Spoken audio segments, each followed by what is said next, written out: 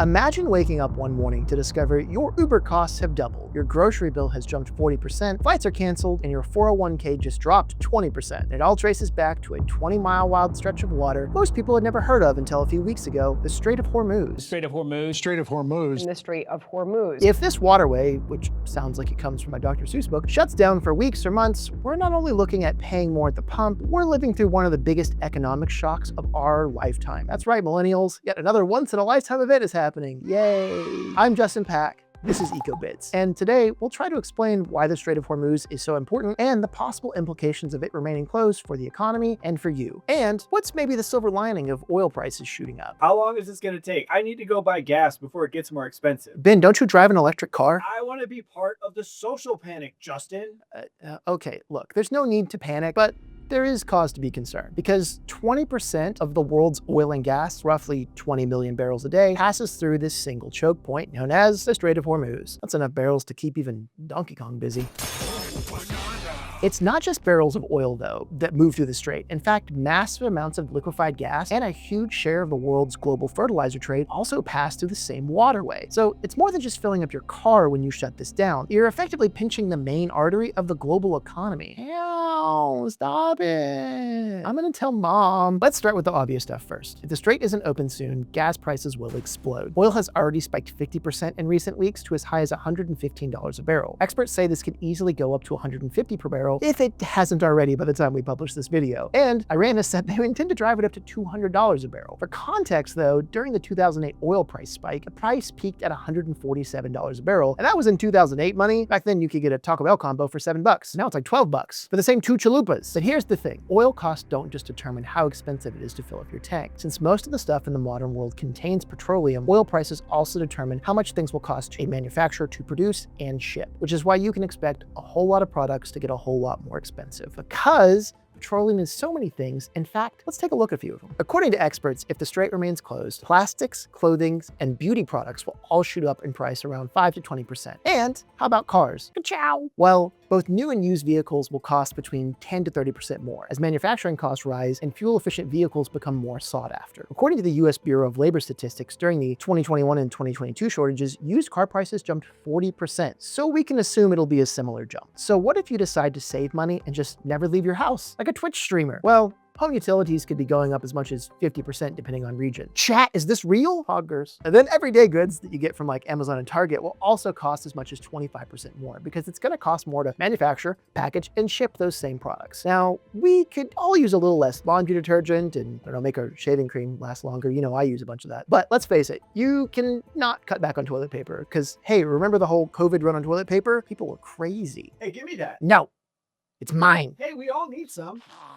So to put it concisely, products engage with petroleum directly through manufacturing, packaging, or the fuel used to get it to market. So prices of the crap we buy is gonna go up across the board. And speaking of crap, now might be a good time to bring up fertilizer. Nitrogen fertilizer is made from natural gas, and countries like Saudi Arabia, Qatar, the UAE, and Oman are all major exporters of ammonia, urea, and other nitrogen-based fertilizers. And as I said before, a huge portion of that supply farmers need for all their crops departs through the Strait of Hormuz, which explains why recent estimates predict fertilizer-heavy crops like corn, wheat, rice, and canola will jump roughly 30%, and there could be a 10 to 40% increase on all food prices. So I might be going on a low-carb diet soon because I can't afford grains. That 1990s food pyramid looking real expensive all of a sudden. Okay, so consumer goods and transportation get more expensive. Basically, your $100 grocery trip becomes a $140 trip. Your $500 airline flight becomes an $800 airline flight. Your $60 tank of gas becomes $100, and so on and so forth. But wait, there's more! The real problem starts not when products get more expensive, but when manufacturers decide to just stop making them. You see, there's a tipping point where factories, food suppliers, etc. determine that the cost to manufacture and ship is so great, it's better to just go dark and focus on their core items. Well, that hit sooner than expected. Look great in underlighting. Ben, do you think we're gonna get power anytime soon? We'll have to see what the prices are. Okay.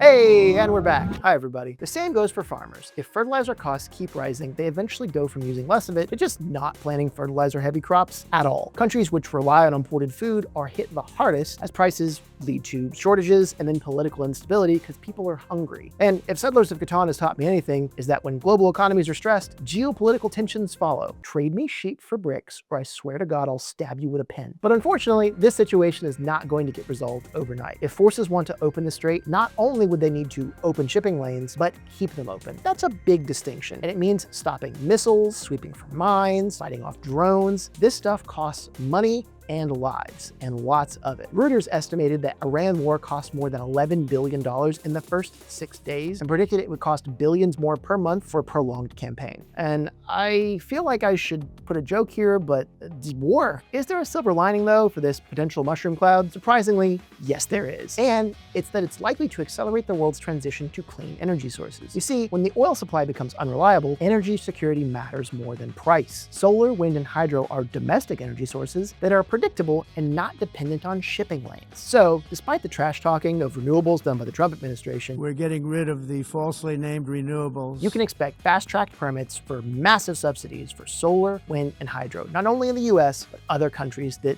may have kind of been coasting on consistent natural gas and oil up to now. There's a large amount of upfront cost for some of these new energy sources, but the economic stress may be enough for governments to get over the sticker shock and start building new options. Sounds like they need Crazy Justin's Renewables Emporium. We got them all. We got wind, solar, hydro, even nuclear if you're feeling spicy, starting all at the low price of 1% of your country's GDP. Come on down. Okay, well, it's also worth mentioning that the planet is already trending towards clean energy. Over 90% of new global power capacity is renewable. And as countries have basically come to understand that when you control your own energy, you control your own future. Okay, so let's go around the world and see who's killing it on renewables. We'll start with the global leader, Denmark. You know, the country where everyone rides a bike and nobody wants to sell Greenland.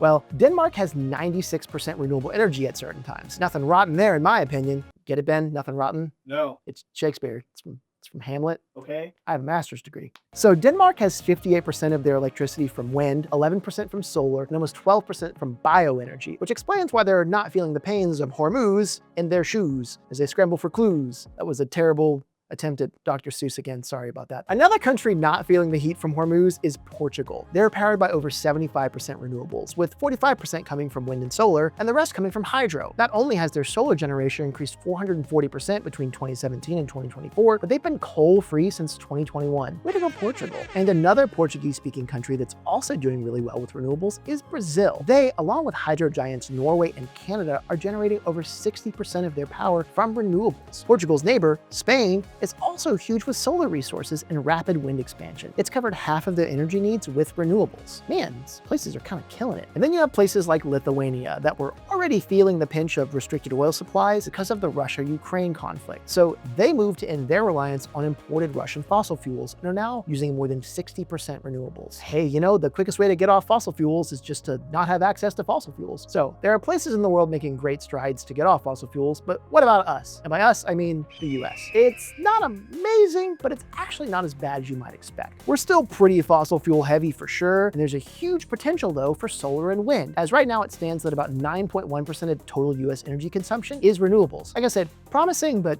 come on guys, we can do better. So because the ability to move oil in the Middle East is reduced and infrastructure like refineries in the area has been either damaged or outright destroyed, oil prices are likely not coming down anytime soon. So what can you do to help deal with the repercussions of this new reality we're all living in? Well, our first step is just reduce our dependence on gasoline. So when you're driving, do things like try to combine trips, walk or bike if you can, or consider buying a hybrid or EV for your next vehicle. And when you're out shopping, buy less energy heavy stuff like disposable products and fast fashion items. All have a bunch of petroleum in them. And invest in things you can use in the long haul instead. Then to save money on home utilities, you can do things like insulate your space well to use less heating and cooling, or you can do things like try air drying your laundry or installing solar panels if you can. In terms of managing fertilizer shock on the food chain, learn what foods are seasonal and be prepared that you may not be able to get all produce all year round. Also, keep a small buffer of staples like rice and beans and canned goods on hand. That's a good tip, honestly, just for emergencies in general. Finally, give yourself a little bit of a financial buffer due to inflation and market volatility by keeping some cash on hand and avoid overspending on big new expenses right now. No one knows exactly how long this will play out, so it's better now to just stay nimble. That was kind of a big info dump, and I know I'm not exactly a geopolitical expert, but I hope you found some tidbits of knowledge in it. So if you enjoyed this video, please give EcoBits a subscribe and a like and a comment and all the good stuff, or Ben will hit me.